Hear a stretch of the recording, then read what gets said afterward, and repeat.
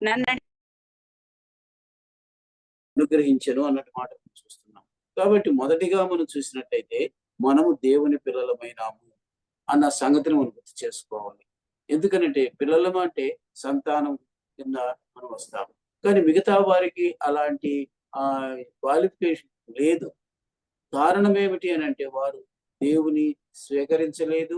అదే సమయంలో మనం గుర్తు చేసుకున్నట్లయితే పిల్లరా వారు ఆత్మ మూలంగా పుట్టలేదన్న సంగతిని మనం గుర్తు చేసుకోవాల్సిన వారు.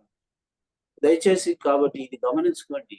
అందుకని మనం చూసినట్లయితే మరొక మాట మనం గుర్తు చేసుకోవచ్చు. ఏమిటి అనంటే యోహాను సువార్తలో ఆ రాయబడినటువంటి మాట ఏమిటి అనంటే యోహాను సువార్త మొదటి అధ్యాయంలో మనం చూసినప్పుడు 12, 13 వచనాల్లో చాలా స్పష్టంగా మనం చాలా సార్లు కూడా గుర్తు చేసుకుంటాం. ఏమిటి అది అనంటే యోహాను సువార్త మొదటి అధ్యాయము 12వ తన్ను వచనము, ఎందరు అంగీకరించిరో తన్ను ఎందరు అంగీకరించిరో వారందరికీ ఏం రాయబడి ఉంది అక్కడ? అనగా అనగా తన నామమునందు విశ్వాసముంచు వారికి ఆ దేవుని పిల్లలగుటకు ఆయన అధికారం అనుగ్రహించెను. చూసారా పిల్లలు జ్ఞాపకం చేసుకోండి. ఏం ఇచ్చినాడు? తన నామమందు విశ్వాసం ఇచ్చిన వారందరూ కూడా ఏమి ఇచ్చినాడు? అధికారం ఇచ్చినాడు. దేవుని ఏమి అధికారం పిల్లలగుటకు ఇచ్చినాడు అని అంటే ఆయన పిల్లలగుటకు, ఆయన సంతానం అవటానికి మనకు అలాంటి గొప్ప అధికారాన్ని దేవుడు మనకి ఇచ్చినాడు. 13వ వచనంలో మనం చూస్తే ఇంకొంత విశేషంగా రాయబడింది. అదేమిటి? వారు దేవుని వలన పుట్టిన వారే కాని చూసారా పిల్లరా, వారు దేవుని వలన పుట్టిన వారే గాని రక్తం వలనైనను విషయాలు చెప్పాడు అక్కడ. ఏమని రాశాడు? రక్తము వల్ల గాని శరీరేచ్ఛ వలనైనను మానుషేచ్ఛ వలనైనను పుట్టిన వారు కాదు కదా. బాగా అర్థం చేసుకున్నాం పిల్లరా. మన జీవితాల్లో ఎంత ప్రత్యేకత దేవుడు మనకి ఇచ్చాడో ఆలోచించి. మనం చేసింది చిన్న పనే, కానీ దేవుని యొక్క పిల్లలు అవటానికి, దేవుని యొక్క సంతానం అవటానికి ఎంత గొప్ప అర్హతను మనకి ఇచ్చినాడో ఒకసారి చూసినట్లయితే ఆ 12వ వచనంలో చూసినప్పుడు అధికారం ఇచ్చినాను అంటాడు. రెండవదిగా మనం చూసినట్లయితే ఆయనకు పుట్టిన వారమైనాము. ఎలాగైనాము అంటే రక్తం వలనైనను శరీరేచ్ఛ వలనైనను మానుషేచ్ఛ వలనైనను పుట్టిన వారము కాదు. కారణం ఏమిటంటే, ఎందుకని ముందే చెప్పాను, ఆత్మ మూలంగా పుట్టిన వారము. పరిశుద్ధాత్మ దేవుడు మనకు సత్సకరువుగా ఇవ్వబడ్డారు గనుక అందుకని అభిషేకం అనేటువంటి మాటలో మనం అవన్నీ ధ్యానం చేస్తాం. కాబట్టి గుర్తు చేసుకుందాము, ఇలాగూ మనం దేవుని పిల్లలము, దేవుని సంతానమైన సంగతిని మనం గుర్తు చేసుకోవాల్సిన వారు. అందుకని ఆ పత్రికలో రాయబడిన మాట గుర్తు చేసుకున్నప్పుడు మనం ఎవరివి అని అంటే ఆయన కదండి, మనము దేవుని పిల్లలమని పిలువబడుతున్నాము. ఇది మొదటిది. అంతేకాదు పిల్లలు, ఇంకా ముందుకు సాగినట్లయితే రోమిలకు రాసిన పత్రికలో పౌలు భక్తుడు కూడా ఇలాగే చెప్తాడు. చూస్తారా? రోమిలకు రాసిన పత్రిక 8వ అధ్యాయము 16వ వచనం 17వ వచనంలో చదివితే అక్కడ మరొక విషయాన్ని, ఈ దేవుని పిల్లలు అవటానికి కావాల్సినటువంటి స్థితిని అక్కడ రాయబడి ఉంది. చూడండి, మనం దేవుని పిల్లలు ఏమంటున్నాడు? దేవుని పిల్లలమని ఆత్మ తానే మన ఆత్మతో కూడా సాక్ష్యం ఇచ్చుచున్నాడు. చూసారా? అంటే చెప్పాను కదా, అంటే దేవుని ఆత్మ మన ఆత్మతో చెప్తున్నాడు. ఏమని చెప్తున్నాడు అని అంటే, మనం పిల్లలమైతే వారసులము, మనం పిల్లలమైతే వారసులము అనగా దేవుని వారసులము. చూసారా? సాక్ష్యం ఇవ్వటమే కాదు, ఆయన పిల్లలు అయిన తరువాత మనం వారసులము కూడా అయినాం. ఎక్కడికి వారసమైనాము? దేవుడిచ్చే నిత్య జీవానికి మనం వారసులమైనాం కదండి. అది ఆ మాట మనం గుర్తు చేసుకున్నప్పుడు రాయబడిన మాట ఏమిటంటే, మన పిల్లలమైతే వారసులము అనగా దేవుని వారసులము, అంతేకాదు క్రీస్తుతో కూడా మహిమ పొందుటకు ఆయనతో శ్రమపడిన క్రీస్తు తోడి వారసులము కదా. బాగా ఆలోచన చేసినట్లయితే ఇంతగా ఆయన తన పిల్లలను చేసుకొని తన వారసులుగా కూడా చేసుకున్నాడు కూడా. దేవుని నమ్ముకున్న బిడ్డలకు ఆత్మ ద్వారా మనకిచ్చినటువంటి గొప్ప హక్కు ఏమిటి అని అంటే, ఆయన వారసత్వాన్ని పొందటానికి. ఆయన వారసత్వం ఏమిటి అని అంటే అక్కడే రాయబడుతుంది కదా. ఏమంటున్నాడు? అనగా దేవుని వారసులము క్రీస్తుతో కూడా మహిమ పొందుటకు. అది వారసత్వం. ఆయన మహిమలో ఉన్నాడు. ఆ మహిమను మనం సొంతం చేస్తున్నాం కదా. కాబట్టి ఇంత గొప్ప స్థితిని దేవుడు మనకి ఇచ్చినాడు కనుక మనము ఆయన పిల్లలం అన్నటువంటి ధైర్యంతో ఆయన కొరకు శ్రమ పడాల్సిన పరిస్థితి వచ్చినా కూడా, అందుకని ఇంకేమంటున్నాడు అంటే ఆ మాట చూసినట్లయితే ఆయనతో శ్రమ పడిన ఎడల కదండి క్రీస్తు క్రీస్తుతో తోడి వారసులము. శ్రమ లేకుండా రాదండి. కాబట్టి అది ఎలాంటిదైనా కావచ్చు, చిన్నదైనా కావచ్చు, పెద్దదైనా కావచ్చు. కానీ దేవుని పనిలో ముందుకు సాగేటప్పుడు తప్పనిసరిగా ఏదో ఒక చిన్న పరిస్థితి వస్తే కూడా మనం తొట్టిపడకూడదు. ఎందుకనంటే ఆయన ఉన్నాడు మనతో కూడా, తొట్టిల్లకుండా కాపాడే దేవుడు మనకున్నాడు. అందుకని కొండ మీద ప్రసంగంలో కూడా మత్తయి సువార్త 5వ అధ్యాయం 11, 12 వచనాల్లో కూడా మనం చూసినప్పుడు అక్కడ ఆయన నామము నిమిత్తము కదండి మనకు ఎలాంటి పరిస్థితి వస్తుందంట. నా 5వ నామము అధ్యాయం నిమిత్తము ఆ జనులు మిమ్మల్ని చదువు. నిందించి హింసించి ఏం చేస్తారట? ఈ ఇంకా మీ మీద అబద్ధముగా చెడ్డ మాటలల్లా పలుకున్నప్పుడు ఆ మీరు మీరు ధన్యులు ధన్యులు. అంటాడు కదండి. అంటే ఇటువంటివి వస్తాయి. అందుకని క్రీస్తుతో శ్రమ అంటాడు అక్కడ పౌలు భక్తుడు. క్రీస్తుతో శ్రమ వచ్చినప్పుడు క్రీస్తుతోడి వారసులం అవుతాము. కాబట్టి ఈ విషయాన్ని మనం గ్రహించి ముందుకు సాగాల్సిన వారము. ఇప్పుడు చెప్పండి, మనము దేవుని పిల్లలము అనగా దేవుని సంతానము ఎలాగైనాము అని అంటే మనకు అధికారం ఇచ్చాడు. అది కూడా ఎలా ఇచ్చాడు? ఆత్మ ద్వారా మనకు అలాంటి స్థితిని ఇచ్చాడు. ఆయన పిల్లలు అయ్యేదానికి మనకు ఆ స్థితిని ఇచ్చినాడు. కాబట్టి ఏదో కదండి ఆ శరీరేచ్ఛల వలన, రక్తము వలనను, మానుషేచ్ఛ వలన మనం పుట్టిన వారు కాదు, కానీ ఆత్మ వలన మనం పుట్టిన వారమై ఉంటున్నాము. ఇది దేవుని పిల్లలు అవటానికి వచ్చిన అర్హత.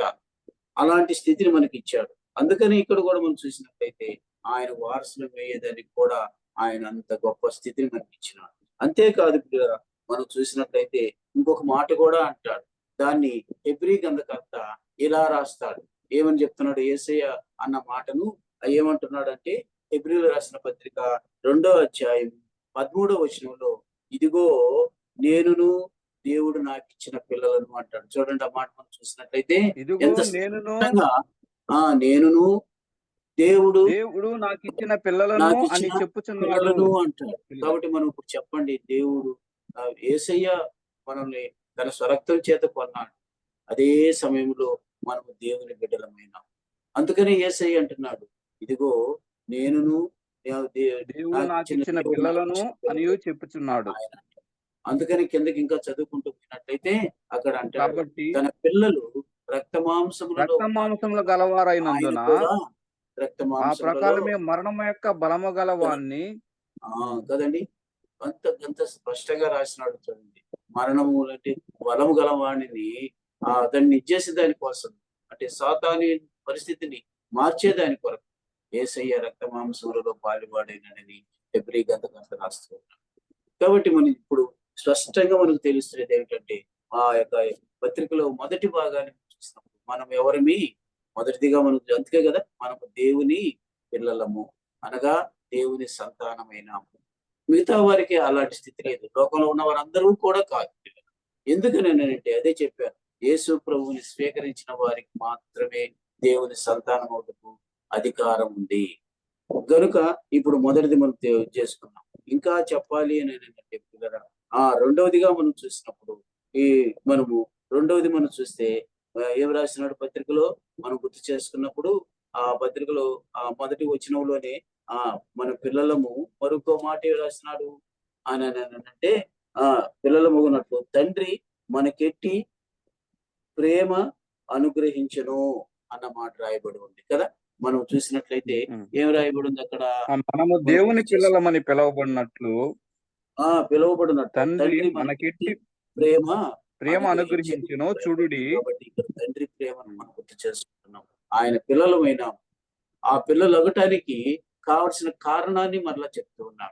ఏమిటి ఆ కారణము అంటే పిల్లరా, ఆయన ప్రేమను మనకు అనుగ్రహించినాడు కదండి. ఇందుకే తండ్రి మనకెట్టి ప్రేమను అనుగ్రహించను అన్న మాట మనం గుర్తు చేసుకోవాల్సిన వారు. మొదటిది ఆయన పిల్లలము, రెండవదిగా మనం చూసినట్టయితే ఆయన ప్రేమను పొందినవారు. ఆయన ప్రేమను మనం పొందిన వారం అన్న సంగతిని మనం గుర్తు చేసుకోవాల్సిన వారు. అందుకని యోహాను సువార్త 3వ అధ్యాయం 16వ వచనం ఎన్నోసార్లు చదువుకొని ఉంటాం. ఎన్నిసార్లు విని ఉంటాం కూడా. ఏమిటది? దేవుడు లోకమును ఎంతో ఎంతో ప్రేమించెను ప్రేమించెను. కాగా తన అద్వితీయ తన కుమారుని యందు కదండి విశ్వాసం పుట్టిన వాడు వాని నిత్య జీవం ప్రతివాడు నశింపగా నిత్య ఆయన జీవం ఆయన పొందినట్లు మనకు అనుగ్రహించినన్న మాట అనుగ్రహించెను. అందరి నోటిలో వినిపిస్తుంది దేవుని బిడ్డల్లో. కాబట్టి మనం చూసినట్లయితే అలాగూ ఆయన మనల్ని తన ప్రియ కుమారుని మనకి ఇవ్వటానికి కూడా ఆయన ఎంతో ప్రేమించినాడు మనల్ని. ఆ మాట ప్రకారం తీసుకున్నట్లయితే కదా ఆయన మన ఎడల కలిగినటువంటి ఆ గొప్ప ప్రేమను మనం ఇప్పుడు తెలుసుకోవాల్సిన వారు. అందుకని మనం గుర్తు చేసుకున్నట్లయితే రోమిలకు రాసిన పత్రిక 5వ అధ్యాయం 8వ వచనంలో మనం గుర్తు చేసుకున్నప్పుడు దేవుడు మన ఎడల తన ప్రేమను కనపరుస్తూ ఉన్నాడన్న సంగతిని చూస్తాం అక్కడ. దేవుడు 8వ వచనంలో మనం చూసినట్లయితే అక్కడ రాయబడిన మాట, దేవుడు మన ఎడల తన ప్రేమను తన వెల్లడపరుచుచున్నాడు. ప్రేమను వెల్లడిపరుచుచున్నాడు. ఎలాగా? ఎట్లనగా మనం ఇంకనూ పాపులమై ఉండగానే పాపులమై ఉండగా ఏం చేసినాడు? క్రీస్తు మన కొరకు చనిపోయెను. క్రీస్తు మన కొరకు చనిపోయాను కదండి. ఇది ప్రేమ. మనకి ఎట్టి ప్రేమ అనే ఆలోచనకు వచ్చినప్పుడు మన మనసులోకి, మన హృదయంలోనికి రావాల్సింది ఏమిటి? మన తలంపుల్లోకి రావాల్సింది ఏమిటంటే ఆయన ప్రేమ ఎంత గొప్పదో. మనం పాపులమై ఉండగానే కదండి ఆయన మన కొరకు చనిపోయినాడు కదండి, ప్రాణం పెట్టాడు. గనుకనే అక్కడ ఆ యొక్క రోమిలకు రాసిన పత్రికలో ఆయన అంటాడు, మనం ఇంకనూ పాపులుగా ఉండగానే ఆయన మన కొరకు చనిపోయాను కదండి. అది ఎంత ప్రేమ మన ఎడల చూపించినాడు. అందుకే ఇక్కడ ఆ పత్రికలో మనం చూసినట్టయితే మనకెట్టి ప్రేమ అనుగ్రహించను చూడుడి అంటాడు కదా. ఆయన పిల్లలుగా చేసుకోవటం ఒక గొప్ప స్థితి అయితే, రెండవదిగా ఆయన మనకెట్టి ప్రేమను చూపిను అది చూడండి అని అంటాడు ఈ యొక్క పత్రిక రాసినటువంటి యోహాను భక్తుడు. కాబట్టి ఇది మనం గుర్తు చేసుకోవాల్సిన వారం ఉంటున్నాం. అంతేకాదు పిల్లరా, ఆయన ఎంతగా మనల్ని ప్రేమించినాడు అన్న దానికి రెండవ విషయం కూడా తీసుకుని వస్తాను. ఏమిటది అంటే ఎఫెసీయులకు రాసిన పత్రిక 2వ అధ్యాయం 4వ వచనంలో చూసినట్లయితే అక్కడ మహాప్రేమ అంటాడు. చూడండి పిల్లరా, ఏమంటాడో చూడండి.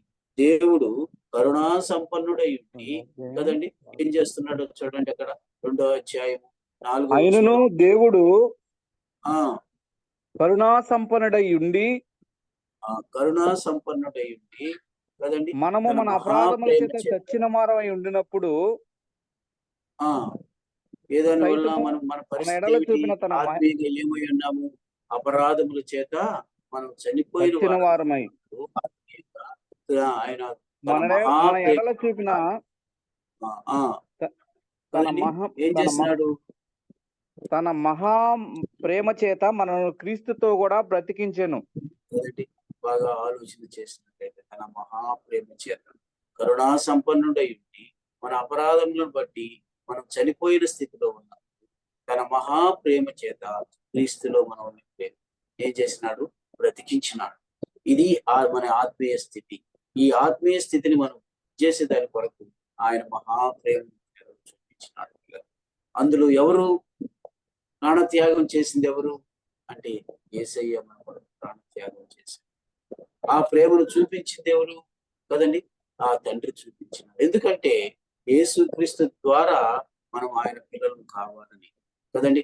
ఆత్మ చేత మనం పుట్టిన వారమై అలాగూ ఆయన సంతానం కావాలనేది తండ్రి యొక్క గొప్ప మనసు కదండి. కనుకనే ప్రియులరా, ఒకసారి మనం ఆలోచన చేసినట్లయితే ఇలాగూ తన మహాప్రేమ చేత కదండి మనలను ఆయన తన పిల్లలుగా చేసుకున్నాడన్న సంగతిని మనం గుర్తు చేసుకోవాల్సిన వారం. ఎందుకనంటే మనము నరకానికి తప్ప మరి దేనికి కదండి మనము అర్హులు కాదు. నరకానికి తప్ప మరి దేనికి అర్హులం కాదు.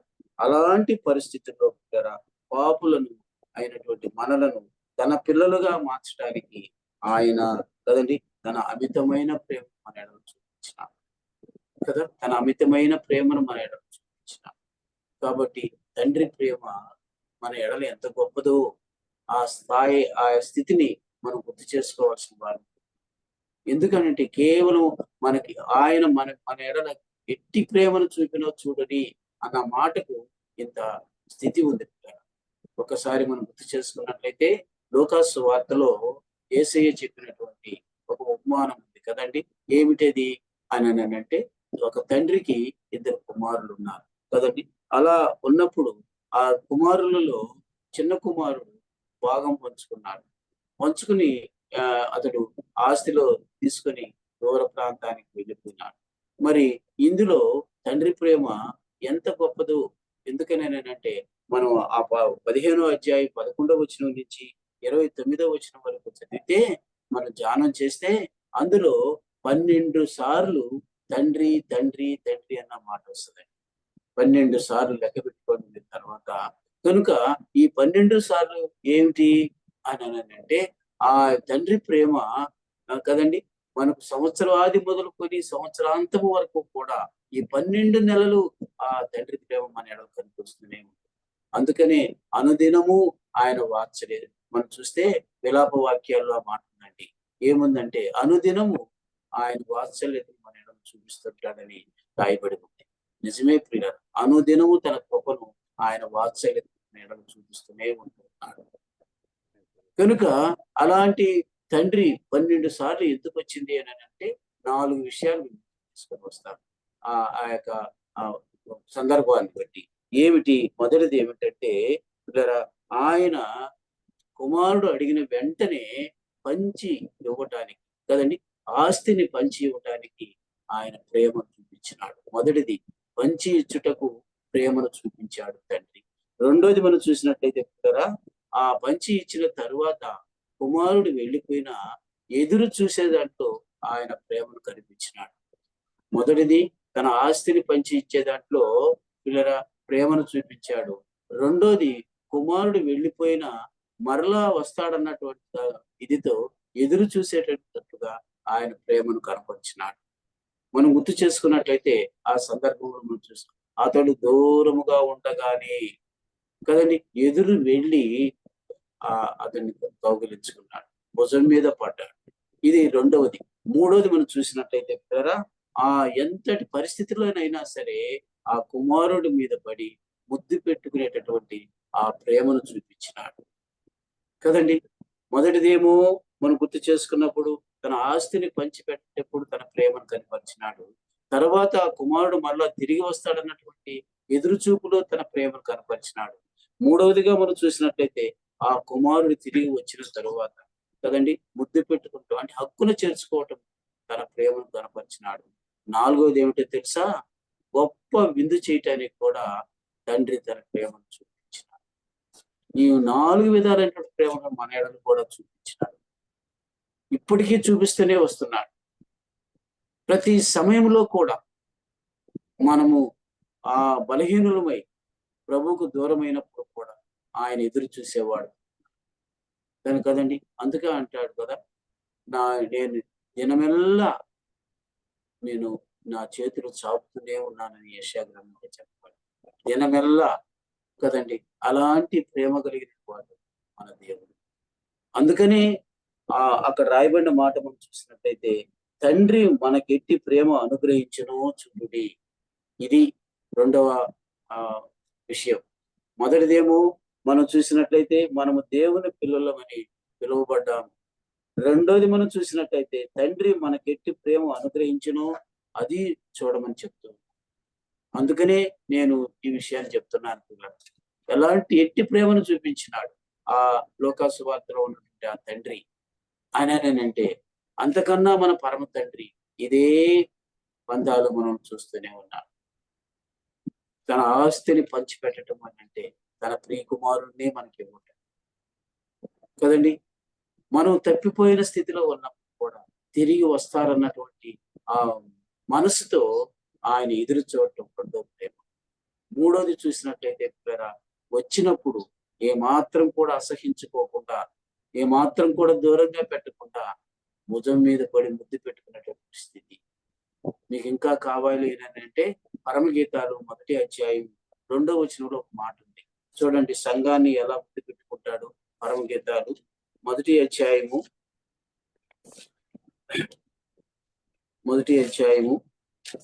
2వ వచనంలో ఏం రాయబడింది అక్కడ? పరమగీతాలు మొదటి అధ్యాయము 2వ వచనంలో చూస్తే మొదటి అధ్యాయం సార్. ఆ, మొదటి అధ్యాయం 2వ వచనం. నోటి ముద్దులతో అతడు నన్ను ముద్దు ఆ, పెట్టుకొనును గాక, కదండి, నోటి ముద్దులతో అతను నన్ను ముద్దు ముద్దు పెట్టుకొనును గాక, నీ నీ ప్రేమ ప్రేమ ద్రాక్షారసము కన్నా మధురము. మధురము అంటాడు కదా. అవును పిల్లలు, ఉమ్. ఎవరు ఈ మాట అన్నది?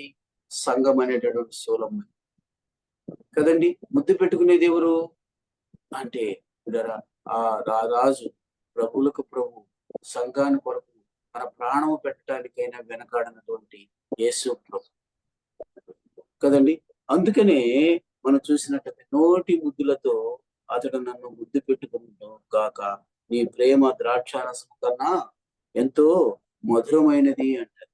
మరి ఇట్లాంటి ఆ సంఘాన్ని ఆయన మనం ప్రేమించి ఆయన మనల్ని హక్కును చేర్చుకునేవాడు అన్న సంగతి మర్చిపోకూడదు. కాబట్టే ఈ సమయంలో మనం గుర్తు చేసుకున్నప్పుడు ఆయన ప్రేమ ఎంత గొప్పదో. అంతేకాదు, మూడోది చెప్పాను, నాలుగోది ఏం చెప్పాను? ఆయన విందు చేయటంలో కూడా ఎంత గొప్ప విందును మనకు రెడీ చేస్తున్నాడు. మనం ఆయా సమయాల్లో యేసు ప్రభు చెప్పిన విందును చూసాము. అయితే పరలోకంలో గొప్ప విందు అన్న సంగతిని కూడా మనం గుర్తు చేసుకోవాల్సిన వారం. కాబట్టి ఈ 4 విషయాల్లో కూడా మన తండ్రి ప్రేమ మనకు కనబడుతుందన్న సంగతిని మనం గుర్తు చేసుకొని అలాగూ ముందుకు సాగాలని ప్రభు పేరట మీకు మనం చేస్తున్నాం. ఎక్కడా కూడా పిల్లరా, మనం ఆయన పిల్లలం, తేడా రాకూడదు. ఎందుకనేనంటే ఆ తేడా వచ్చిందనుకోండి, మనము సాతానులో పెట్టుకునే వాళ్ళం అవుతాం. కనుకనే మనం ఎప్పుడూ కూడా ఆ విషయాల్లో చాలా జాగ్రత్తగా ఉండి మనం ఆ యొక్క సాతాను ఉచ్చులో పడకుండా ఉండాలనేది దేవుని యొక్క ఉద్దేశం. ఈ యొక్క పత్రిక రాసినటువంటి యోహాను గారి ఉద్దేశం కూడా అదే. అందుకని పదే పదే ఆయన చేస్తూ ఉన్నాడు. అంతకుముందు చెప్పినాడు, ఏమని చెప్పినాడు అని అంటే ఆ 2వ అధ్యాయం చివరి వచనంలో కూడా మనం చూసినప్పుడు ఆయన అన్నాడు, నీతిమంతుడని మీరు ఎరిగి ఉన్న ఎడల నీతిని జరిగించే ప్రతి వాడును ఆయన మూలముగా పుట్టి ఉన్నాడు అన్న మాట చెప్పాడు చివరి వచనంలో, 2వ అధ్యాయం చివరి వచనంలో. కాబట్టి అక్కడ కూడా మన పుట్టుకల గురించి రాయబడి ఉంది.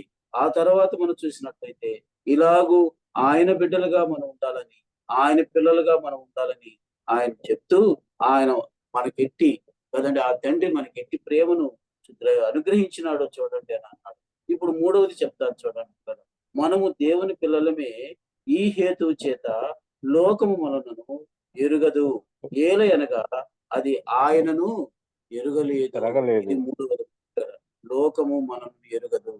మీరు అనుకోవచ్చు, మాకేమండి, ఉద్యోగం చేసుకుంటున్నాం, వ్యాపారాలు చేసుకుంటున్నాం కదండి, మాకు చాలా వరకు అందరికి తెలుసు, మమ్మల్ని ఎరగని వాళ్ళు ఎవరు అని అనుకుంటుంటాం.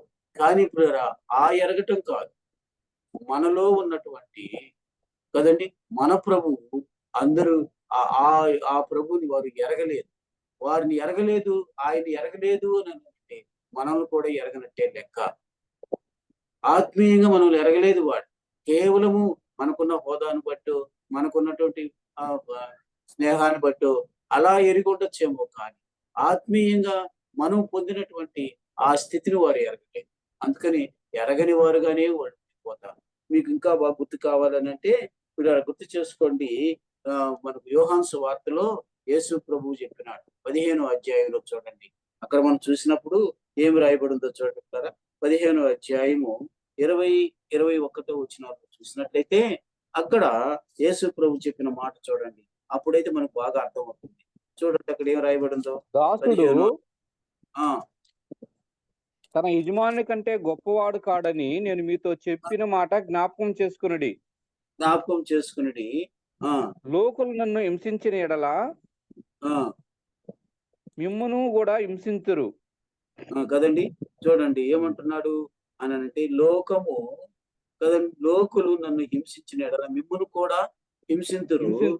ఆ మాట గైకొనని ఎడల మీ మాట కూడా చూసారా పిల్లరా, ఇది లోకుల విషయంలో ఇది. అందుకని యోహాను భక్తుడు కూడా అంటే ఇక్కడ అన్నాడు, అక్కడ పత్రికలు కూడా చెప్తూ ఉన్నాడు. ఏమంటున్నాడు అని అంటే, ఎందుకనగా లోకము ఎరుగలేదు కనుక అంటున్నాడు కదా. అంతేకాదు పిల్లరా, మనం గుర్తు చేసుకున్నట్లయితే చాలా సందర్భాల్లో కూడా యేసు ప్రభు అదే యోహాను సువార్త 16వ అధ్యాయానికి రండి. అక్కడ కూడా ఏం చెప్తున్నాడో చూడండి కదా. మొదటి 3 వచనాలు మనం చదివినట్లయితే అక్కడ మీరు చూడండి. అభ్యంతర పడకుండవలనని మీరు అభ్యంతర పడవాలని ఈ మాటలు ఈ మాటలు మీతో చెప్పుచున్నాను. వారు ఆ మిమ్మల్ని సమాజ మందిరంలో నుండి వెలివేయుదురు. వెలివేయుదురు. ఆ మిమ్మల్ని చంపు ప్రతి వాడు తాను దేవునికి సేవ చేయుచున్నానని అనుకుని కాలం వచ్చుచున్నది కాలము వచ్చుచున్నది, వచ్చుచున్నది వచ్చేయున్నది కూడా వారు కదండి. ఆ, ఇప్పుడుండే వారు పరిస్థితి తండ్రిని అది. నమ్మను ఉమ్. ఆ వారు వారు తండ్రిని తండ్రిని నన్ను నన్నును తెలుసుకొనలేదు తెలుసుకొనలేదు గనుక కనుక ఇలాగ ఇలాగూ చేయుదురు చూసారా, ఇక్కడ చేయుదురు స్పష్టంగా చెప్తున్నాడు, యేసయ్య చెప్తున్నాడు కదండి. వారు తండ్రిని ఎరగలేదు, యేసు ప్రభుని ఎరగలేదు. కాబట్టి మనం నమ్ముకున్నటువంటి ఆ ప్రభును వారు ఎరగలేదు కనుక మనల్ని కూడా వారు ఎరగనట్టే అంటే మనం నమ్మినటువంటి సత్యాన్ని వారు అంగీకరించినప్పుడు కదండి మనల్ని కూడా ఎరగనట్టే లెక్క. దీనికి ఇంక తిరిగిలేదు పిల్లరా. అదే మనం చెప్పినప్పుడు ఆ యేసు ప్రభు నిజమైన దేవుడు, లోకరక్షకుడు, ఆయన నమ్ముకుంటే పరలోకం ఉంది అని ఆ మాట మీద వారు గురి ఉంచి కదండి వారు విశ్వసించి అలాగూ ప్రభుని తమ హృదయంలోకి చేర్చుకునే పరిస్థితి లేనప్పుడు అంతా ఇది ఎరగనట్టే లెక్క. అందుకని ఇక్కడ యేసయ్య చెప్తూ ఉన్నాడు, ఏమంటుండో వారు తండ్రిని నన్నును తెలుసుకొనలేదు గనుక ఇలాగూ చేయుదురు ఎదురు అని ఆ, చెప్తున్నాడు. అవి కాబట్టి బాగా ఆలోచన చేసినట్లయితే ప్రియులారా, ఇది ఇప్పుడే వచ్చి ఉన్నది.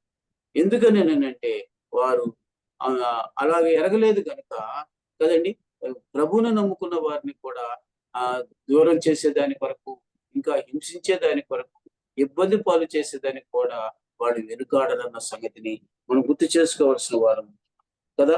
అంతేకాదు ప్రియరా, ఇంకా ముందుకు మనం వెళ్ళినట్లయితే ఆ 17వ అధ్యాయంలో యేసయ్య చేసిన ప్రార్థనలో కూడా ఈ విషయాన్ని చెప్తాడు. చూస్తారా, 14వ వచనం చూద్దాం. 17వ అధ్యాయము 14వ వచనంలో చూసినట్లయితే అక్కడ రాయబడిన వారికి మాట నీ వాక్యం చూడండి. ఇచ్చి ఉన్నాను. ఆ నేను లోక వారికి నీ సంబంధిని వాక్యం కానట్టు ఇచ్చింది, నేను లోక సంబంధిని కానట్టు వారును వారును లోక లోక సంబంధులు సంబంధులు కారు కారు గనుక కనుక లోకము వారు వారిని లోకము వారిని దేశించును లోకము వారిని ఎరగనట్టే దేశించును ఉన్నది, ద్వేషిస్తాది అంటున్నాడు అసలు కదండి.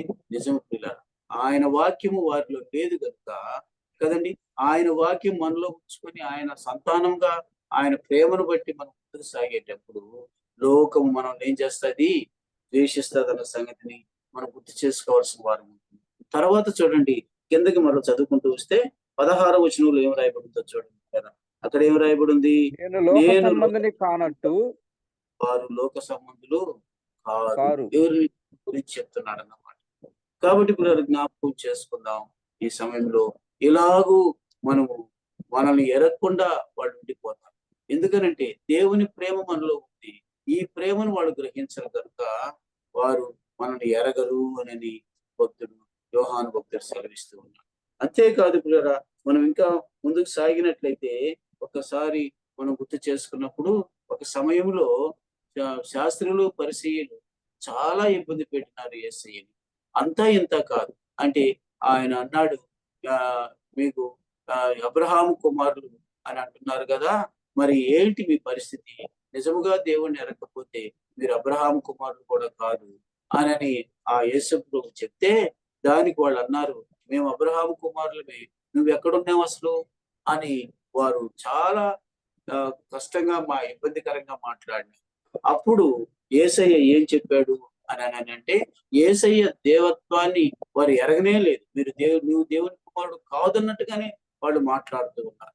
అలాంటి పరిస్థితుల్లో పిల్లరా మనం గుర్తు చేసుకున్నట్లయితే ఏం జరిగింది అని అంటే, బాగా ఆలోచన చేసినప్పుడు ఇదే యోహాను సువార్త 8వ అధ్యాయంలో ఈ యొక్క సందర్భం ఉంది పిల్లలు. చూస్తారా, మనం చూస్తే 8వ అధ్యాయం యోహాను సువార్త 8వ అధ్యాయంలో మనము 42వ వచనాన్ని చదువుకుందాం. అక్కడ రాయబడిన మాట చూడండి కదా, ఏమి యేసు రాయబడిందో వారితో చూడండి. ఇట్లా నేను యేసు వారితో ఇట్లా నేను దేవుడు మీ తండ్రి అయిన ఎడల చూడండి, దేవుడు మీ తండ్రి అయిన ఎడల మీరు మీరు నన్ను ప్రేమింతురు. ప్రేమింతురు. ఆ నేను నేను దేవుని యొద్ద దేవుని నుండి యొద్ద నుండి బయలుదేరి వచ్చి ఉన్నాను. బయలుదేరి వచ్చి ఉన్నాను. నా నా అంతట అంతట నేనే వచ్చి ఉండలేదు, వచ్చి ఉండలేదు, ఆయన ఆయన నన్ను నన్ను పంపెను. పంపెను. కదండి, శాస్త్రులు పరిసయ్యులకు ఎంత వాదనకు వచ్చారు వాళ్ళని అంటే, వాళ్ళు చాలా విషయాల్లో వారు ఇబ్బందికరమైన మాటలు యేసయ్యను మాట్లాడారు. అందుకని ఆయన చెప్తూ ఉన్నాడు. ఏమని చెప్తున్నాడు అనంటే, దేవుడు మీ తండ్రి అయిన ఎడల మీరు నన్ను ప్రేమింతురు. అంటే ద్వేషిస్తున్నారు యేసయ్యను. నువ్వు దేవుని కుమారుడు కాదు అని వాళ్ళు వాదిస్తూ ఉన్నారు. అందుకని యేసయ్య చెప్పాల్సి వచ్చింది. ఆ పైన ఉన్నటువంటి విషయాల్లో మనం గుర్తు చేసుకున్నప్పుడు అది అంతా జరిగిందన్నమాట. అందుకని ఇప్పుడు యేసయ్య వాడికి చెప్తూ ఉన్నాడు. తర్వాత ఏమంటున్నాడు పిల్లరా, నేను దేవుని మీరేలా అందుకని నా మాటలు అతడు గ్రహింపుకున్నారు? నేనే వచ్చి ఉండలేదు, ఆయన నన్ను పంపెను. కదండి, మీరేలా నా మాట గ్రహింపక ఉన్నారు. గ్రహింపుకొని ఉన్నారు. మీరు నా తర్వాత బోధ విననేరకుండుట వలనే కదా! ఆ మీరు మీరు మీ ఎలాంటి తండ్రియగు వారు అపవాది అని సంబంధులు. అంటే, ఇప్పుడు ఆడ విభజించేసినాడు. యేసయ్య విభజించేసినాడు. వారు యేసయ్యను మాట వినకుండా యేసయ్యకు వారు అడ్డం చెప్తూ ఉండేటప్పుడు ఇప్పుడు మార్చేసినాడు. నేను దేవ పరము నుండి దేవుడు పంపిన వాడును. అయితే మీ తండ్రి ఒక ఆయన ఉన్నాడు. ఎవరు మీ తండ్రి అని అంటే ఇప్పుడు చెప్తున్నాడు. అపవాది మీరు మీ తండ్రి యొక్క అపవాది సంబంధులు. సంబంధులు. కదిలి సాతాను సంబంధులు. మీ తండ్రి దురాశలు దురాశలు నెరవేర్చుకొనుచున్నారు. నెరవేర్చగోరుచున్నారు. ఆది ఆది నుండి నుండి వాడు వాడు ఎలాంటి వాడు? నరహంతకుడయ్యుండి నరహంతకుడయ్యుండి సత్యమందు సత్యమందు నిలిచిన వాడు నిలిచిన కాడు. వాడు కాదు. కాడు. వాని యందు వాని యందు సత్యమే సత్యమే లేదు. లేదు. వాడు వాడు అబద్ధమాడినప్పుడు అబద్ధమాడినప్పుడు తన తన స్వభావము అనుసరించే మాట్లాడును. అనుసరించి మాట్లాడును. వాడు మాట్లాడును. అబద్ధికుడు. వాడు అబద్ధికుడును, అబద్ధమునకు జనకుడై ఉన్నాడు. అబద్ధమునకు జనకుడునై కదండి, ఉన్నాడు. ఏమై ఉన్నాడు అనంటే అతడు దానికి అబద్ధానికి తండ్రి అయి ఉన్నాడు. కదండి, వాడి సంబంధులు మీరు. ఆ ఆ అపవాది యొక్క సంబంధులుగా మీరు నన్ను ఎరగరు, నన్ను అంగీకరించరు అని స్పష్టంగా చెప్తూ ఉన్నాడు పిల్లలు. కనుకనే మనము ఈ దినాన్ని కూడా యోహాను భక్తుడు రాసిన రీతిగా వారు మనల్ని ఎరగాలని కూడా మనం తాపత్రయపడలేదు. సత్యమును ఉన్నది ఉన్నట్టుగా చెప్తూ ఉంటే, నిజముగా వారు సత్యాన్ని గ్రహిస్తే తప్పనిసరిగా యేసయ్యను అంగీకరిస్తారు. అప్పుడు మనం వారికి తెలిసిన వాళ్ళం అవుతాం. లేకపోతే పిల్లరా, మనకు వాళ్ళకి చివరి వరకు కూడా సంబంధం ఉంటుంది. ఆత్మీయంగా చెప్తున్నాను నేను. ఆత్మీయంగా అలా ఉండిపోవాల్సిన పరిస్థితి వస్తుంది. అందుకనే మరొకసారి మనం గుర్తు చేసుకున్నప్పుడు 3 విషయాలు మీ ముందుకు నేను తీసుకుని వచ్చాను ఈ యొక్క మొదటి వచనంలోనే. మొదటిది ఏమిటి అని అంటే, మనము దేవుని పిల్లలము లేక దేవుని సంతానము. ఒకటి గుర్తు పెట్టుకోండి. రెండోది చెప్తున్నాను కదా, మనకి ఏంటంటే తండ్రి అయినటువంటి దేవాది దేవుడు మన ఎడలు చూపినటువంటి ప్రేమ, మనకెట్టి ప్రేమను చూపినాడు, అనుగ్రహించినాడు చూడుడి అన్న మాట రెండవది. మూడోది చెప్తున్నాను కదా, లోకము మనలను ఎరుగదు. కదండి, లోకము మనలను ఎరుగదు. కారణం ఏమిటి అని అంటే, వారిలో ఎవరున్నారు? వాళ్ళ తండ్రి అయినటువంటి అబద్ధికుడైనటువంటి అపవాది ఉన్నాడు కనుక, సత్య సంబంధమైనటువంటి యేసు ప్రభు మన తండ్రి కనుక మనలో ఉన్న స్థితిని వారు ఎరుగరు. కాబట్టి ఈ 3 విషయాలు ఈ వచనంలోనే ఉన్నాయి. కాబట్టి ఇది గ్రహించి మనము ఏం చేయాలి అని అంటే, అలాగూ మనం దేవుని సంబంధులుగా దేవుని సంతానమై ఉన్నాం కనుక, దేవుని ప్రేమను బట్టి అది మనం చూచి ఇతరులకు కూడా పంచిపెట్టడానికి మనము ఎల్లవేళలా ఆయన ప్రేమను కనపరుస్తూనే ముందుకు సాగాల్సిన వారు. అది తర్వాత మూడోది వచ్చి, లోకులు మనల్ని ఎరుగురు కనుక వాళ్ళు ఎరగలేదన్నటువంటి ఆ బాధతో మనం ముందుకు సాగకూడదు. కారణం ఏమిటి అని అంటే, వారు మనలో ఉన్నటువంటి ఆ పరమ తండ్రిని మన కొరకు ప్రాణమిచ్చి మనం కొన్నటువంటి యేసయ్యను వారు ఎరగలేదు కనుక, ఆత్మీయంగా వారు మన స్థితిని వారు ఎరగనట్టే ఉండిపోతారు. కాబట్టి ఈ 3 విషయాలు ఈ వచనంలో మనం గ్రహించి ముందుకు సాగాలని ప్రభు పేరట మీకు మనం చేస్తూ ఉన్నాం. కాబట్టి తండ్రి ప్రేమ ఎంత గొప్పదో ఒక్కసారి ఆలోచన చేయండి. ఆ ప్రేమను బట్టి మనం ఆ ప్రభు వచ్చే వరకు కూడా ఆయన సంతానంగా మనం ముందుకు సాగాలి, కానీ అపవాది సంతానంగా ఉండకూడదు. అదే ఆయన సంతానంగా ఉంటే ఆయన మహిమకు మనం వారసమై ఉన్నాం. క్రీస్తు మహిమకు మనం వారసులమయ్యాం. ఇంత ఉన్నతమైన స్థితి మనం పొందగనుక మనం ఎల్లవేళలా ప్రభు సన్నిధిలో గడుపుతూ ప్రభు కొరకు మనం ముందుకు సాగుతూ ముందుకు వెళ్ళాలని ప్రభు పేరట మనం చేస్తూ ఉన్నాం. దేవుడి కొద్ది మాటను మన కొరకై దీవించును గాక.